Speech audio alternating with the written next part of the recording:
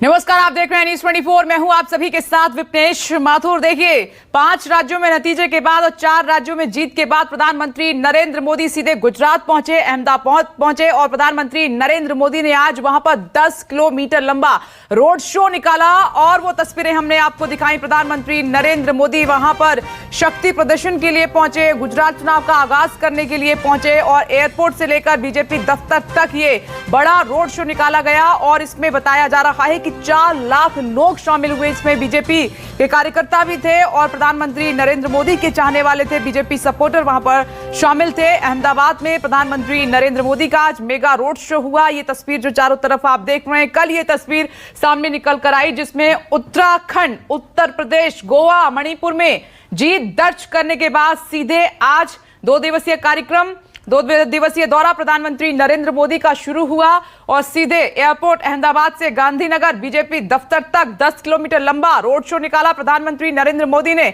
और ये शक्ति प्रदर्शन और ये रोड शो कई मायनों से अहम बताया जा रहा है। एक तो ये जश्न की तस्वीर, दूसरी तरफ शक्ति प्रदर्शन बीजेपी का, तीसरी तरफ गुजरात में इसी साल होने जा रहे विधानसभा चुनाव को लेकर ये उसका आगाज भी माना जा रहा है। 2 दिन गुजरात में ही रहेंगे प्रधानमंत्री नरेंद्र मोदी। दोपहर का खाना है, उसके बाद बीजेपी दफ्तर में सांसदों, विधायकों, पदाधिकारियों और राज्य कार्यकारिणी सदस्यों से मुलाकात करेंगे। शाम को एक बहुत बड़ा कार्यक्रम होने जा रहा है। प्रधानमंत्री नरेंद्र मोदी उसमें शिरकत करेंगे, गुजरात पंचायत महासम्मेलन में हिस्सा लेंगे। लेकिन उससे पहले ये तस्वीरें न्यूज़ 24 लगातार आपको दिखा रहा है। प्रधानमंत्री नरेंद्र मोदी का मेगा रोड शो हुआ है अहमदाबाद में। 4 तस्वीरें, भव्य स्वागत की तस्वीर आप देख रहे हैं। दूसरी तरफ रोड शो में प्रधानमंत्री नरेंद्र मोदी ने दोनों हाथों से विक्ट्री का साइन दिखाया है, बार बार दिखाया है।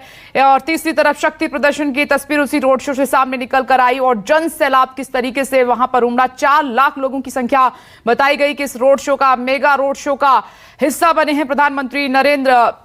4 लाख लोग प्रधानमंत्री नरेंद्र मोदी के रोड शो का हिस्सा बने। अब इसी से बीजेपी की तैयारियों का जरा अंदाजा लगाइए कि दिसंबर में गुजरात में चुनाव होने जा रहे हैं और अभी मार्च चल रहा है। 4 राज्यों के नतीजे आने के बाद प्रधानमंत्री नरेंद्र मोदी ने अब गुजरात में अपनी बागडोर संभाल ली है। उनका घर है, गुजरात के ही रहने वाले हैं प्रधानमंत्री नरेंद्र मोदी, तो यहां पर और बड़ी उनकी जिम्मेदारी है। देश के साथ साथ अपने घर में हैं प्रधानमंत्री नरेंद्र मोदी और यहां पर इस रोड शो से साबित कर दिया है कि शक्ति प्रदर्शन के जरिए साबित कर दिया है कि बीजेपी की नजर मिशन गुजरात पर है।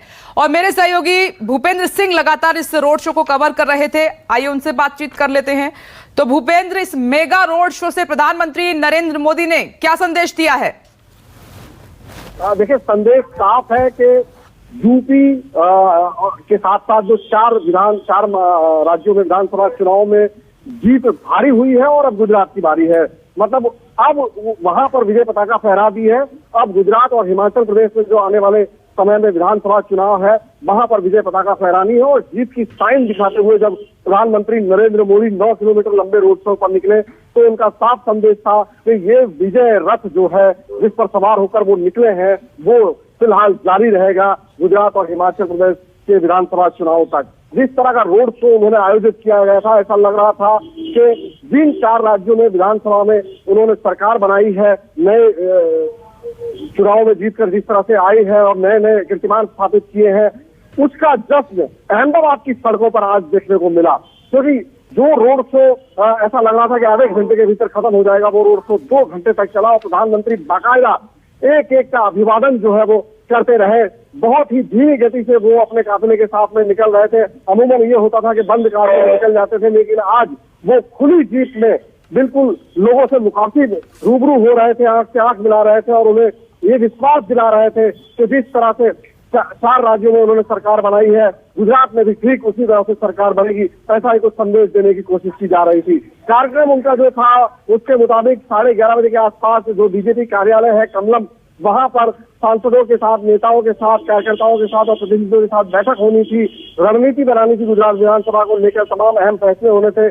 करीबन 432 कार्यकर्ता जो है वहां पर नेताओं के साथ में वहां बैठक हुई है। सभी लोग पहुंच चुके हैं लेकिन बैठक अभी शुरू नहीं हुई है क्योंकि रोड शो की वजह से थोड़ा सा कार्यक्रम अब लेट हो गया है। उसके बाद में जो सरपंच का महासम्मेलन है, पंचायत महासम्मेलन है, उसको यहाँ के जीएमडीसी ग्राउंड पर संबोधित करना है। वहां पर कार्यक्रम बनाया जा रहा है। 1 से 1.5 लाख जिला प्रतिनिधि, चाहे वो सरपंच हो चाहे जिला प्रतिनिधि हो, तमाम लोग इकट्ठा होंगे। तो ये साफ है कि गुजरात विधानसभा चुनाव की तैयारियां, उसका जो काम है वो आज से शुरू हो गया है। कल जीत उन्होंने दर्ज की 4 राज्यों में, लेकिन आज वो जश्न मनाने की बजाय एक तरह से काम पर लग गए हैं, ऐसा दिखाई देता है। और उनका जिस तरह का अंदाज है, एक भी दिन बैठने का नहीं, विश्राम नहीं करने का, आराम नहीं करने का, जैसे ही पहली जीत मिलती है अगली जीत का कार्यक्रम जो है वो वहां से ही सुनिश्चित हो जाता है, तय हो जाता है। वैसा ही कुछ यहाँ पर फिलहाल होता हुआ दिखाई दे रहा है। कल भी उनके इसी तरह के कार्यक्रम है, जिसमें रक्षा शक्ति यूनिवर्सिटी में दीक्षांत समारोह है और खेल महाकुंभ जिसकी शुरुआत